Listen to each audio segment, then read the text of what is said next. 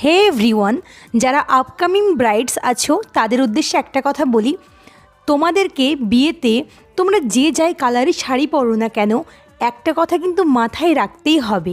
আজকাল জানি লাল ছাড়াও কিন্তু বিভিন্ন রকমের বেনারসি পাওয়া যাচ্ছে, আর ব্রাইডসরা সেগুলো সুন্দরভাবে ক্যারি করছে। কিন্তু আমাদের বাঙালিদের না লাল কালার ছাড়া যেন বিয়েটা ফিকে ফিকে মনে হয়। এটা কিন্তু আমার সম্পূর্ণ একান্তই মতামত। তোমাদের কি মতামত সেটা আমাকে কমেন্টসে অবশ্যই জানিও। আমি চেয়েছিলাম যে আমার বিয়ে সকালের দিন আমি একটা টুকটুকে লাল একেবারে একটা জামদানি পরবো।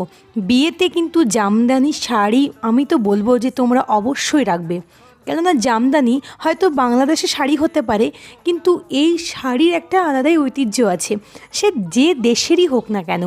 জামদানি যদি লাল কালারের হয় তো পরে যে কি ভালোই লাগে।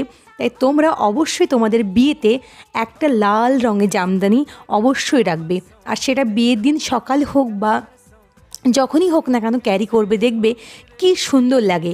আর শুধু লাল কেন, পিঙ্ক কালার আছে, বিভিন্ন রকমের কালার। দেখো স্ক্রিনে তোমরা দেখতেই পাবে কতগুলো কালারের শাড়ি আমি ক্যারি করেছি।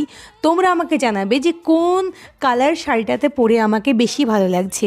আর তোমাদের জন্য একটা অ্যাডভাইস করব, মানে ভালো লাগলে নিও, লাল একটা